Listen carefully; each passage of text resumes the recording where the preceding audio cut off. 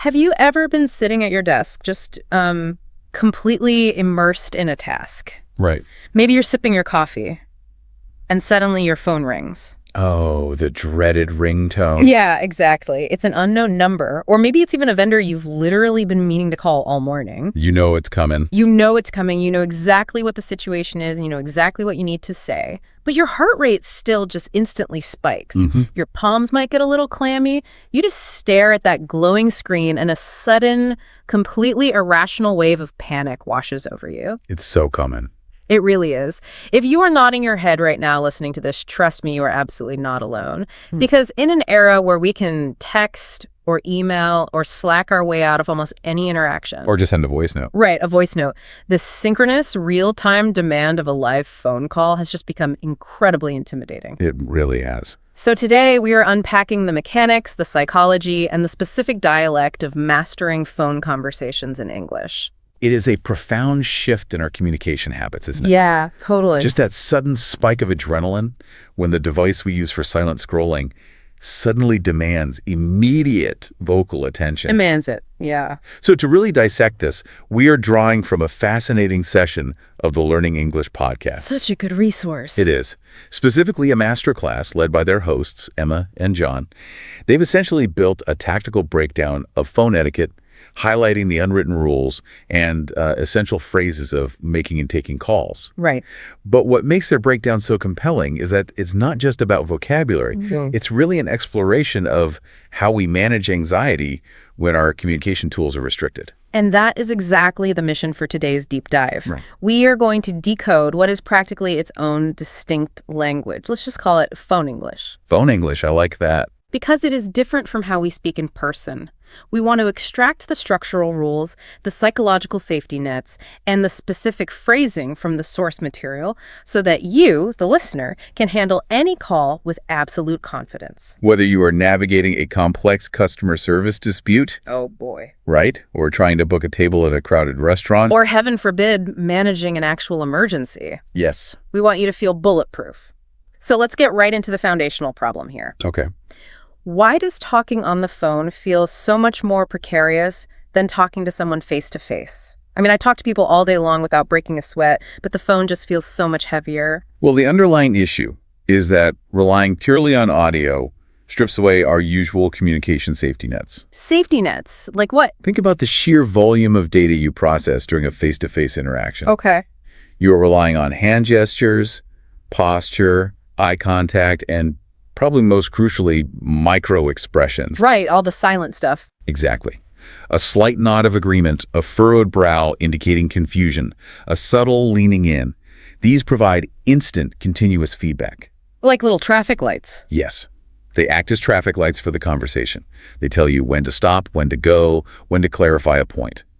On the phone, you are entirely deprived of that data. You're flying blind. You're flying completely blind. You're operating solely on auditory cues, which turns a standard conversation into a high-stakes psychological balancing act. But wait, if we think about it, we listen to audio-only mediums all the time without any anxiety. I mean, you are listening to us right now, and presumably you aren't having a panic attack. Hopefully not. So why is the phone different from just listening to a deep dive or the radio? Because this format is asynchronous and passive for the listener. Okay. A phone call is synchronous and highly interactive. You are not just receiving information, you are expected to process it and generate an immediate, appropriate response in real time. Without the benefit of seeing how your words are landing? Precisely.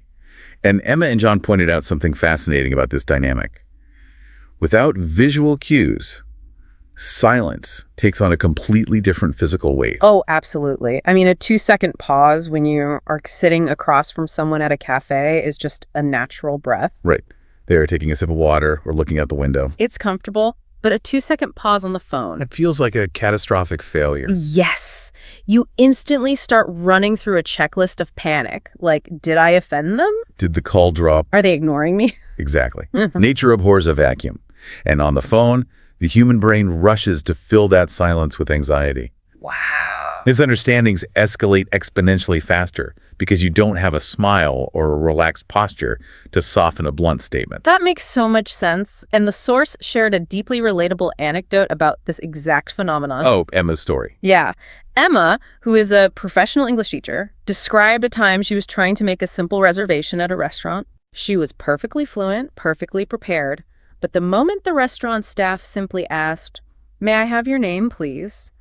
she experienced a complete cognitive freeze. A total blank. She went silent for 3 full seconds, just stammering, into the receiver. 3 seconds of dead air, just trying to recall her own name. I think that is the most validating thing I've heard all week. It really is. It proves that this specific type of anxiety bypasses fluency entirely. It's a biological response to the medium, not a reflection of your language skills. That's a great way to put it. She also mentioned calling a doctor's office to schedule an appointment. Oh, yeah, and the receptionist was speaking at warp speed. Completely devoid of context. And Emma had to ask her to repeat everything twice.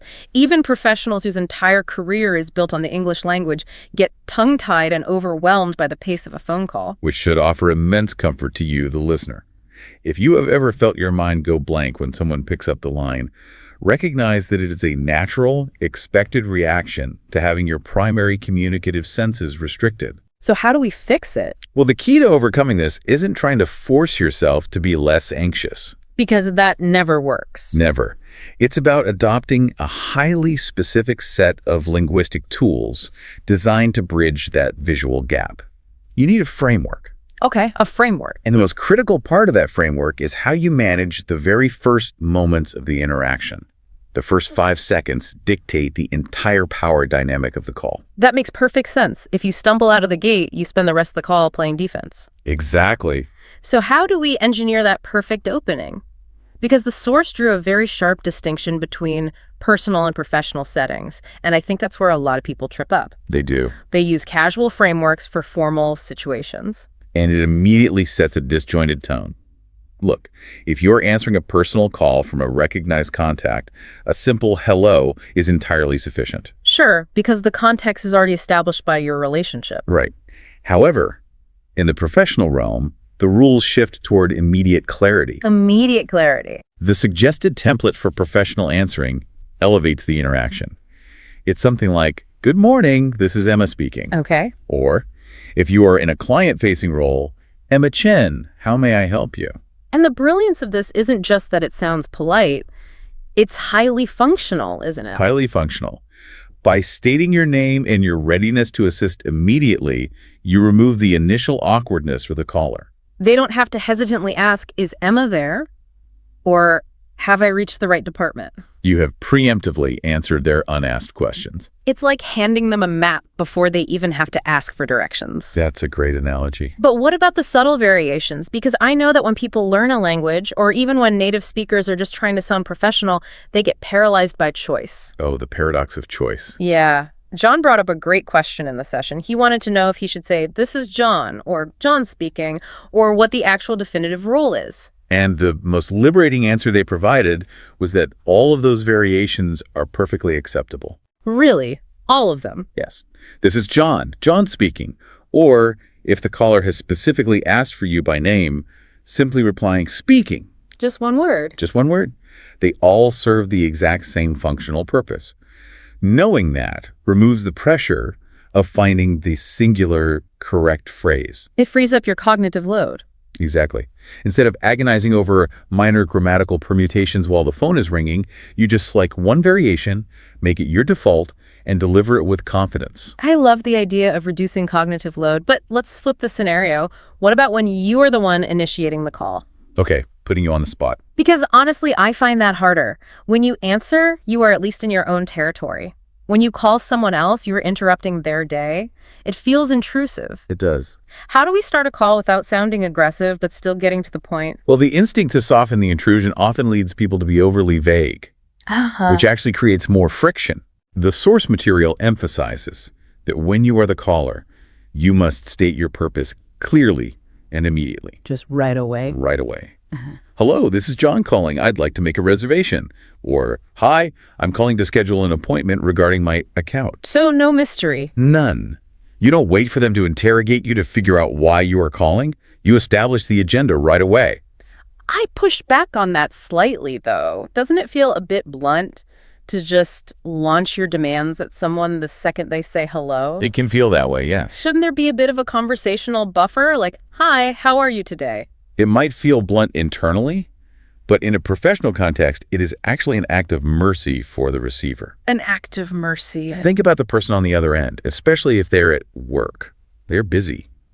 By setting a clear, immediate purpose, you remove all ambiguity from their plate. Okay, I see. The person instantly knows who you are, what you require, and the parameters of how they can assist you. Asking, "How are you today?" to a busy receptionist before stating your business forces them into a forced pleasantry that just slows down their workflow. Yeah, that makes sense. Establishing your purpose right away transforms the interaction from an unpredictable interruption into a structured, collaborative task. Okay, that reframing is incredibly helpful. It's not about being demanding, it's about providing structure.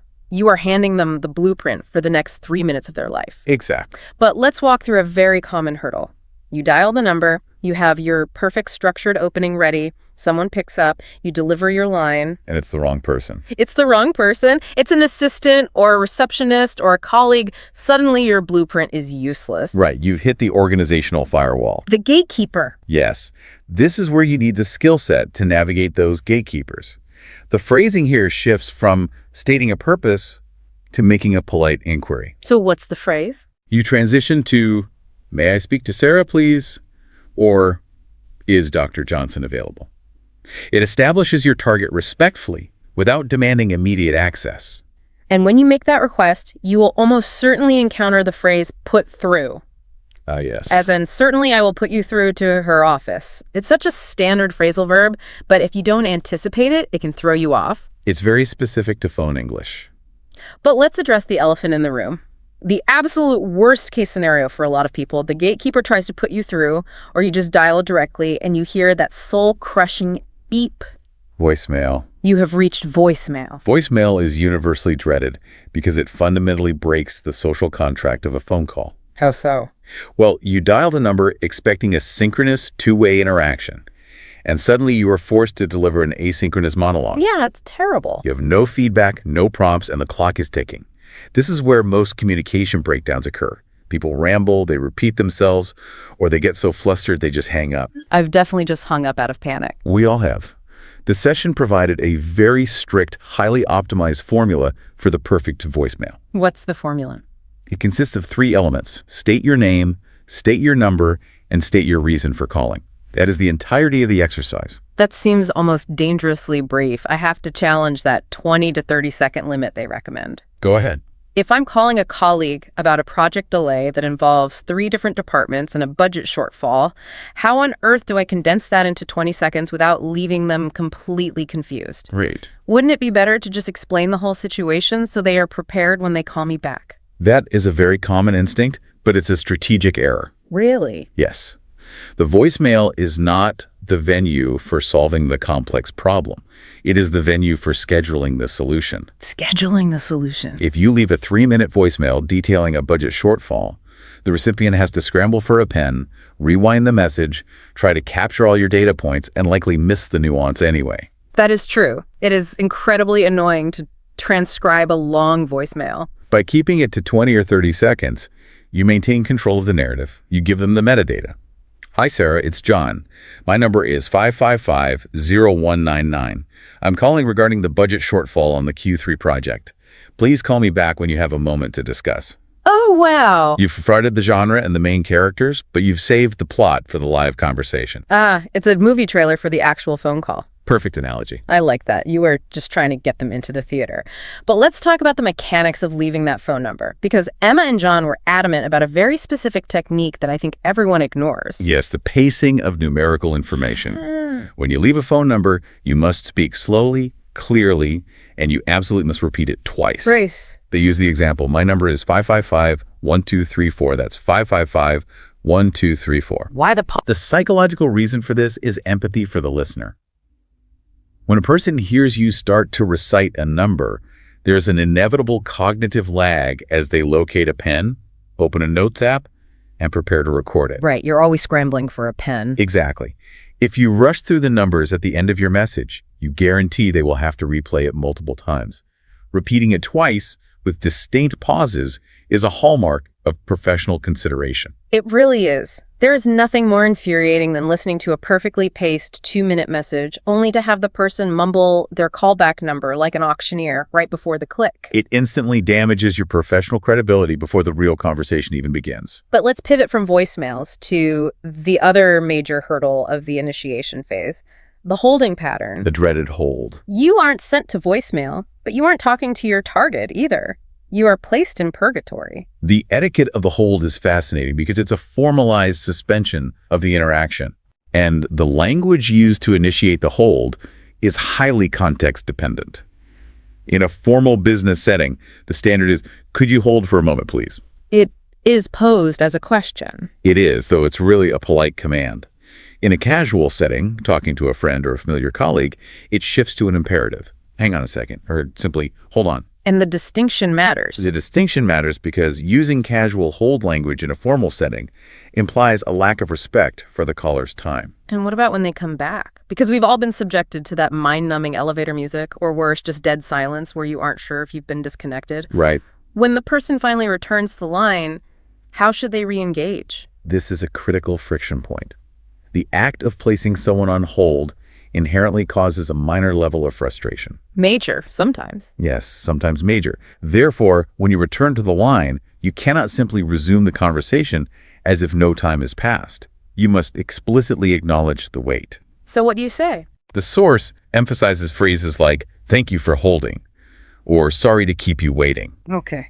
This isn't just politeness. It's a verbal token of appreciation that repairs the minor tear in the social contract caused by the delay. It validates that their time is valuable. It's the conversational glue that keeps the whole thing from falling apart. Precisely. But waiting on hold isn't the only friction we encounter. Sometimes the person is there, they are talking to you, but the environment itself is working against you. Technology fails us. Constantly. I want to shift into how we navigate the technical and human friction of a phone call. What happens when the audio is terrible or the person is speaking so fast you can't keep up? Audio issues and comprehension problems are inevitable on the phone. The psychological challenge here is addressing the failure without sounding accusatory or rude. That's the tricky part. If the volume is the issue, the prescribed phrase is, I'm sorry, could you speak up, please? Speak. It's important to note the tactical use of speak up here. It doesn't mean say more things. It specifically means to increase vocal volume or clarity. Good distinction. If the cellular signal is deteriorating, the language shifts to describing the technology, not the person. The connection isn't very good. You're breaking up, or I'm losing you. Notice how all of those phrases remove the blame from the human being. Exactly. You aren't saying you are mumbling or your phone is cheap. You are blaming the invisible connection. It's a very elegant way to save face for everyone involved. It really is. But the absolute best piece of advice from the entire session, the ultimate linguistic secret weapon, is how to handle comprehension failure. Yes. When someone is talking too fast or using industry jargon you don't understand, the panic sets in. You want to just say, what? Or, huh. But they offered a much better phrase. They did. And it is a brilliant piece of linguistic diplomacy. I didn't catch that. I didn't catch that. It's so simple, but it does so much heavy lifting. Why is that phrase so effective compared to saying, I don't understand, or you are talking too fast? It comes down to sociolinguistics and the concept of face saving. Face saving? Yes. Saying, I don't understand, internalizes the failure. It implies a lack of cognitive ability on your part. Like it's your fault. Exactly. Saying, you are speaking too fast, externalizes the blame. It accuses the other person of being a poor communicator. Which makes them defensive. Right. I didn't catch that.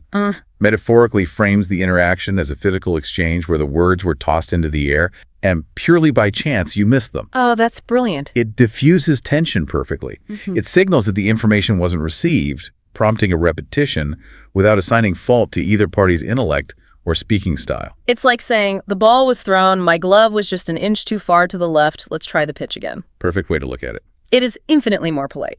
And Emma and John coupled this phrase with a very stern, very important warning. Be honest. Yes. Do not pretend you understand when you don't. And look, We have to talk about this because we have all done it. Oh, everyone has done it. You are on the phone, the person says something unintelligible, and instead of asking for clarification, you just say, uh-huh, yeah, exactly, and pray that it wasn't a crucial question. Why do we do that? We do it because humans are deeply conditioned to maintain the flow of conversation. Interrupting the flow to admit ignorance feels like a social failure. It feels awful. We want to appear competent and agreeable, so we gamble. We gamble that the missed information was auxiliary, not foundational. However, the cascading disaster that occurs when you fake comprehension on a phone call is profound. Oh, it's a slow-motion car crash, because Right? eventually the bill comes due. Exactly. If you fake comprehension regarding a project deadline, a specific metric in a business deal, or, most dangerously, a medical instruction, Oh, wow. the fallout will be exponentially more embarrassing and potentially catastrophic than simply asking, could you repeat that, please? You're just setting a trap for yourself. You are. You aren't just saving face in the moment. You are setting a trap for yourself in the future. Honesty on the phone, utilizing a polite phrase like, I didn't catch that, is fundamentally a form of risk management. Risk management. It prioritizes accurate data transfer over momentary social comfort. That is a phenomenal way to look at it, risk management. All right, so we've covered the psychology, the initiations, the gatekeepers, and the friction. You've covered a lot. Now let's apply these tools to specific real-world arenas. The source material did an incredible job breaking down the tactical vocabulary required for different types of calls. They really did. Let's start with one that everyone listening has to deal with: appointments. The arena of appointments operates on a very specific cluster of verbs. Okay. The foundational verbs are schedule, reschedule, and cancel. When you initiate, you state your objective. I'd like to schedule an appointment. If the existing parameters need to shift, you use reschedule to move the date or time. If the event must be abandoned entirely, you cancel. These are standard, but the podcast highlighted a highly pervasive idiom that native speakers use constantly regarding attendance. Make it. Yes, make it. As in, I'm so sorry, but I won't be able to make it to the meeting on Friday. Exactly. Now, if you are analyzing that literally, it sounds completely nonsensical. It sounds like you are physically constructing the meeting out of wood and nail. It does sound like construction. But understanding the tactical use of make it is a game changer. It is, because make it simply means to attend or to arrive successfully. But its tactical value lies in its tone. The tone. Saying, I cannot attend sounds very rigid, almost robotic or overly formal. Saying, I can't make it introduces a subtle layer of effort. Oh, how so? It implies, I tried to arrange my schedule to be there, but circumstances prevent it. It softens the cancellation. Mentally rehearsing this substitution is highly recommended. So default to that. Yes. The next time you need to bow out of an obligation, default to, I can't make it. It immediately elevates your conversational fluidity. Okay, what about the hospitality arena? Restaurants specifically. The vocabulary shifts and the stakes feel a bit different because you are dealing with inventory, tables, and time. When calling a restaurant, brevity and specificity are your best assets. You must immediately provide the 4 pillars of a reservation. Which are? The date, the time, the party size, and the name. Do you have a table available for 4 people on Friday at 7 p.m.? Simple enough. The crucial piece of vocabulary to listen for in response, however, is the phrase fully booked, or its slightly more casual equivalent, booked up. And what's interesting about fully booked is the finality of it. Yes, the finality. They don't usually say we are very busy, because busy implies you might still squeeze in if you wait. Fully booked closes the door. Exactly. It means the mathematical capacity of the restaurant has been reached. It's good to recognize that phrase so you don't waste time trying to negotiate a table that doesn't exist. Move on to the next place. Now, transitioning to the retail world, let's say you are calling a store to find a specific product. The phrasing they suggested here is so nuanced. It is a perfect example of how specific industries develop their own dialects. When calling retail, the source identified 2 magical phrases. You do not ask, do you sell this? You ask, do you carry this brand? Carry. The verb carry frames the store as a curator of inventory rather than just a point of sale. And if you ask about a specific item, the responses you need to decode are in stock and out of stock. Right. Do you carry Nike shoes? Yes, but those specific ones are out of stock. Exactly. What's fascinating to me about exploring these different arenas is how dramatically the tone has to shift. Calling a shoe store requires a completely different posture than calling a law firm or a consulting agency. Absolutely. The podcast highlighted a specific word choice that perfectly illustrates this: inquire versus ask. That distinction is a hallmark of advanced fluency. You can say, I am calling to ask about the job opening, and it is perfectly understood. But if you substitute that with, I am calling to inquire about the position, you have instantly elevated the formality of the interaction. It sounds so much more professional. Adapting your vocabulary to match the prestige or seriousness of the arena you are calling into demonstrates high social intelligence. And nowhere is tone control more critical than in our next arena, customer service. Oh, the ultimate test. This is the arena where emotions usually run the highest, because you are usually calling to report a failure. A product is broken, a flight was canceled, a bill is wrong. How do we navigate this without losing our minds or alienating the person on the other end? The golden rule of customer service calls, as emphasized in the session, is to remain clinically calm while being highly specific about the problem. Clinically calm. You're dealing with an agent who spends their entire day absorbing the public's frustration. If you yell, you become a hostile variable they want to dismiss. Even if you are deeply angry, you must detach the emotion from the language. The source provided a brilliantly effective phrase for this. This is unacceptable. This is unacceptable. Let's dig into why that is so powerful, because it feels like a very strong statement, almost aggressive. But you are saying it's the right move. It is the right move precisely because it is strong without being emotional. Let's analyze the mechanics of it. If you say, I am so angry right now, I hate this company, you are expressing an emotion. The agent can apologize for your feelings, but feelings aren't actionable. When you state calmly, the fact that this delivery is 3 weeks late is unacceptable, you are speaking the language of professional escalation. You are removing your personal feelings. And replacing them with an objective assessment of a broken business contract. It forces the representative to stop managing your emotions and start addressing the policy failure. That's a huge shift. It sets a firm boundary without crossing into personal attacks or profanity. It shifts you from a complaining individual to an auditor of their process. I love that. And they also brought up what to do if the customer service agent abandons you on hold for an eternity while checking on the system. Which happens constantly. When they finally return, you don't scream at them. You calmly establish the facts of the inconvenience. I've been on hold for 20 minutes. Can someone help me now? It's polite assertiveness. You hold them accountable for the time without losing your temper. Exactly. Polite assertiveness is the goal. However, there's one specific arena where all these rules of politeness, all the conversational buffering, and all the graceful phrasing must be immediately discarded. And that is during an emergency call. Yes. This is critical. When you are dialing for an ambulance, the police, or the fire department, the social contract of the phone call is entirely suspended. You do not say, "Good morning, how are you today?" You do not ask if they have time to speak. You strip away every single pleasantry. In an emergency, your cognitive bandwidth and your time are drastically limited.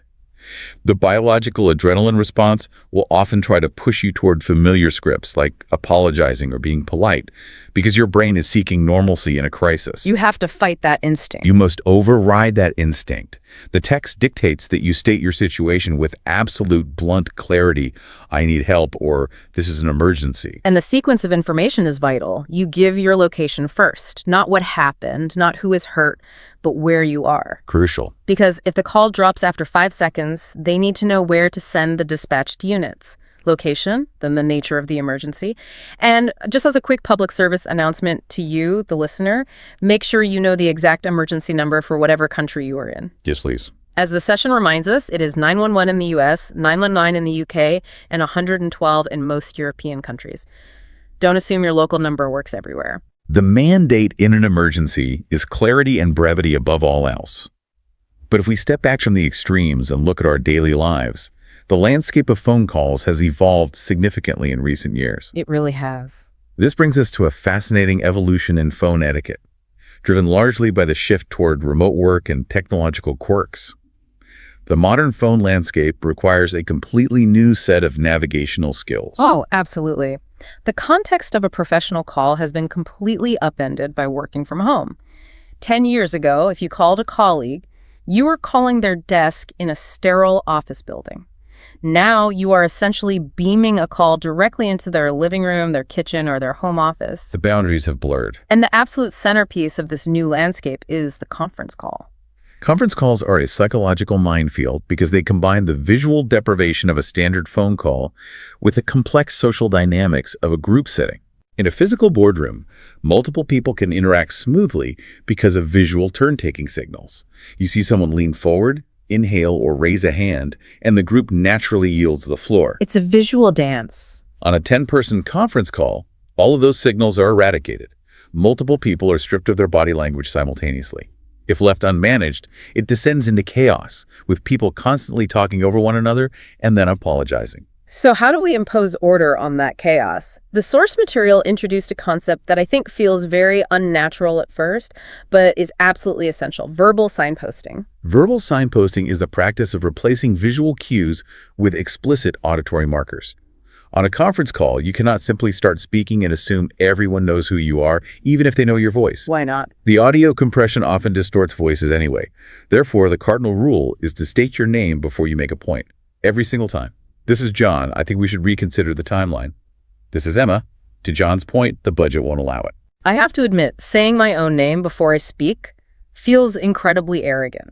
It feels like I'm talking in the third person, like a professional athlete in a post-game interview. It does feel unnatural, but you have to reframe it. It isn't an act of ego. It is an act of consideration for the group. Consideration. It allows everyone on the call to instantly attach the incoming argument to the correct stakeholder without having to play a guessing game of who said that. It streamlines the entire process. That makes a lot of sense. And alongside signposting, they emphasize the most critical technological courtesy of the modern era: muting your microphone when you aren't speaking. Yes. The mute button is the most powerful tool of respect you have. We have all been hostage on a call where someone is aggressively typing on a mechanical keyboard, chewing their lunch, or dealing with a barking dog in the background. It derails the focus of the entire group. Mute yourself. But what happens when you are muted, someone makes a point, and you legitimately need to interject, because again, you can't just raise your hand. Interrupting on a conference call requires hyper-polite, structured language to compensate for the interruption of the audio stream. Yeah. You cannot simply bulldoze over the speaker. So what's the structured language? The suggested phrasing is, "Sorry to interrupt, but," or, "If I may add something here." Yeah. You wait for a fractional pause, deploy the polite interjection, state your name, and deliver your point. You are using formal language to carve out a space for yourself in the digital room. It's highly orchestrated, but not everything in the modern phone landscape is so rigid. Technology also creates incredibly awkward, purely accidental interactions. Let's talk about the phenomenon of the accidental call. Ah, yes. The podcast brought up the pocket dial, or as it's often colloquially known, the butt dial. The pocket dial is a universal modern experience. The phone is in a pocket or a bag, the screen activates, and suddenly a contact is receiving a call, consisting entirely of the sound of rustling fabric and muffled footsteps. Just background noise. It's a humorous glitch, but it still requires a social resolution when the mistake is realized. Right, you realize you've left a 3-minute voicemail of yourself walking to the subway. How do you recover gracefully? Because sometimes you accidentally call someone you haven't spoken to in years, and it feels like you need to explain yourself. The advice here is to offer a swift, blameless apology. You do not need to invent a long story or try to turn it into a catch-up conversation if you don't want to. That's a relief. You simply text or call back and say, "My apologies, I didn't mean to call you," or "Sorry, that was a pocket dial." It acknowledges the event, blames the technology, and closes the loop without any lingering awkwardness. And a similar rule applies when you manually dial a wrong number. You don't just hang up in panic when a stranger answers. A simple, "I'm sorry, I must have dialed the wrong number" is all it takes. But what if you are the one receiving the call? Someone calls you, asks for Gary, and you are not Gary. You provide a polite correction: "I think you have the wrong number," or "There's no one here by that name." However, the text made a very clear distinction regarding unknown numbers that turn out to be unsolicited sales calls or potential scams. In those instances, you are under no obligation to engage in polite conversational buffering. Oh, this is a great point. Because we are so conditioned to be polite on the phone, a lot of people get trapped listening to a 10-minute pitch for solar panels they don't want. Exactly. The social contract of a phone call is predicated on mutual consent. A cold caller is violating that boundary. The source gives you explicit permission to use a definitive shutdown phrase, "I'm not interested, thank you," and then immediately terminate the call. You don't owe them anything. You do not owe an explanation or an apology for reclaiming your time from an unsolicited interruption. I'm not interested, thank you. Click. It feels empowering just to say it. Now, as we move into the final phase of our deep dive, I want to talk about something that blew my mind when I was reading through the source material. We've established that the person on the other end cannot see you. But Emma and John argued that your physical state, your actual bodily posture, deeply impacts the audio you produce. This is where linguistics intersects with biology. The physical tips provided aren't just about comfort, they're about optimizing the acoustic output of your vocal cords. Okay. They advise finding a quiet place and not eating or drinking, which are obvious functional tips. But the most profound advice they offered was this: you must smile while you talk. The biology of sound, I am absolutely fascinated by this. Emma said people can hear the smile in your voice. And for years, I thought that was just a corporate customer service cliche, a motivational poster kind of thing. But it is a physiological fact. It is entirely rooted in physics and anatomy. When you smile, the physical geometry of your face changes. The corners of your mouth pull back, and critically, the soft palate at the back of your mouth rises. This alters the shape and volume of your vocal tract. Wow. Because the shape of the resonating chamber has changed, the acoustic frequencies you produce shift. It literally makes your voice sound brighter, higher pitched, and more welcoming. The human ear is incredibly adept at picking up these micro shifts in frequency. So yes, you can quite literally hear a smile. It is a remarkable trick of human perception. If you want to sound warm and cooperative, you have to physically perform warmth, even to an empty room. That's right. Another physical tip they emphasized was taking notes with pen and paper during important calls. Why analog? Why not just type on your computer while you talk? Because typing often generates distracting background noise. But more importantly, the tactical engagement of writing with a pen helps anchor your focus. Anchors your focus. When you are on a phone call, your working memory is heavily taxed because you are processing audio in real time.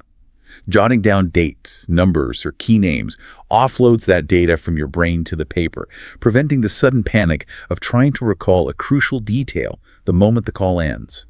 It allows you to stay present in the conversation. Which brings us to the most delicate, sophisticated skill discussed in the entire session, the culmination of the call. You have smiled, you have navigated the friction, you have achieved your objective. Now you have to execute the graceful exit. Ending a call is surprisingly fraught with social anxiety. The fear is either coming across as dismissive by hanging up abruptly or getting trapped in an endless loop of pleasantries because neither party knows how to initiate the conclusion. It's the worst. The text provided a masterclass in managing this transition with a brilliant 3-step process. This process is pure gold because it provides a reliable, repeatable script to get you out of any conversation smoothly. Step 1, signal the end. You cannot just jump straight to saying goodbye, you have to forecast it. You use a phrase like, well, I should let you go, or I won't keep you any longer. Let's analyze why that signaling is so sociologically effective. By signaling the end before actually hanging up, you are creating a gentle runway for the conversation to land. You are removing the shock of termination. Your runway, yes. Furthermore, phrasing it as, I should let you go, is a beautiful piece of conversational judo. It frames the conclusion as an act of consideration for their time rather than a desire to escape the interaction yourself. Yeah. You are essentially asking for their implicit permission to conclude. Exactly. It's polite deflection. Then comes step 2. Give a reason. You validate the signal with context. I have a meeting in 5 minutes, or I have another call waiting, or even just, I need to get back to this report. And finally, step 3, the sign-off. Thanks so much for your time, or talk to you soon. Signal, reason, sign-off. It works every single time, whether you are talking to a CEO or your grandmother. It is a flawless structure. Yeah. But the material also reminds us of a critical professional ritual that must occur right before that 3-step exit, the post-call confirmation. What's that? Before you initiate the graceful exit, you must recap the deliverables. Just to confirm, we are meeting Tuesday at 2 p.m., and I will bring the budget files. Why is that recap so important if you've already discussed it? Because it serves as a verbal contract. A phone call is ephemeral. The words vanish the moment they are spoken. Confirming the details ensures both parties are leaving the interaction with identical understandings of what was agreed upon. That makes sense. It prevents the disastrous scenario where you both hang up and realize you have completely different takeaways. Additionally, if you made any promises during the call, to send an email, to verify a tracking number, the session insists you must follow up immediately. The momentum of a phone call dissipates quickly. Action must follow the audio. And what if during the call they asked you a question you simply didn't know the answer to? You don't want to sound incompetent, but you don't want to guess and be wrong. They offer the perfect stalling phrase for that exact scenario. Let me check on that and get back to you. Get back to you. It's so inherently professional. It acknowledges their question, validating that it was heard, but promises a resolution at a later time without forcing you to invent an answer on the spot. It is the ultimate conversational safety net. If we look back at the incredible scope of this deep dive, we have traversed a vast and complex linguistic landscape. We began by exploring the foundational psychology of why the absence of visual cues makes phone calls so intimidating, leading to that heavy, terrifying silence. We moved through the specific structural mechanics of taking control of those crucial first 5 seconds, whether crafting a professional greeting to reduce cognitive load or initiating with a clear, merciful purpose. We tackled the terrifying world of gatekeepers and voicemails. Remember, keep it to a 20 or 30-second trailer. And repeat that number twice. We examined how to navigate the inevitable friction of bad connections and fast talkers without being rude, employing our diplomatic secret weapon, I didn't catch that, to save face and manage risk. We explored the specific vocabulary required to navigate diverse arenas, from booking restaurants to employing the objective power of "this is unacceptable" in customer service disputes and stripping away pleasantries in an emergency. And we just wrapped up with the modern etiquette of the work-from-home era, the necessity of verbal signposting on conference calls, the physics of smiling through the phone, and how to orchestrate a perfectly structured, 3-step graceful exit. It is a comprehensive, highly tactical toolkit drawn directly from the insights we reviewed. By internalizing these specific phrases and, more importantly, understanding the underlying psychological mechanics of why they work, you can transform the telephone. It ceases to be a source of unpredictable anxiety and becomes a precise instrument of communication. Which brings us to our call to action for you, the listener. The source material ended with a fantastic question that we want to turn over to you. What specific phone situation makes you the most nervous? A question. Is it the unpredictable nature of customer service? Is it trying to interrupt politely on a massive conference call? Is it leaving voicemails? Identify your biggest friction point. Then, I want you to pick just one phrase from today's deep dive. Just one. Maybe it's replacing "I can't attend" with "I can't make it." Maybe it's deciding you will always say "let me check and get back to you" instead of panicking when you don't know an answer. Take that one single phrase, write it on a sticky note, and use it as your personal shield the very next time your phone rings. Equipping yourself with even a single, deeply rehearsed phrase can dramatically lower your cognitive load in the moment, reducing that initial spike of panic and allowing you to engage with confidence. But before we sign off, I want to leave you with a final thought to ponder. Okay. Something that extrapolates on everything we've discussed today about the effort and nuance required to master phone English. Look at the overarching trajectory of our communication habits. It's true. We default to text. We email. We use Slack. We send asynchronous voice memos so we don't actually have to talk to the person live. We engineer our entire professional and personal lives to avoid the synchronous, real-time demand of a live phone call. And now we are crossing a new technological threshold. We are entering an era where AI voice assistants can make restaurant reservations, negotiate with customer service bots, or schedule appointments for us, sounding indistinguishable from a human while doing it. That is wild. This raises a profound, almost philosophical question about the future of human interaction.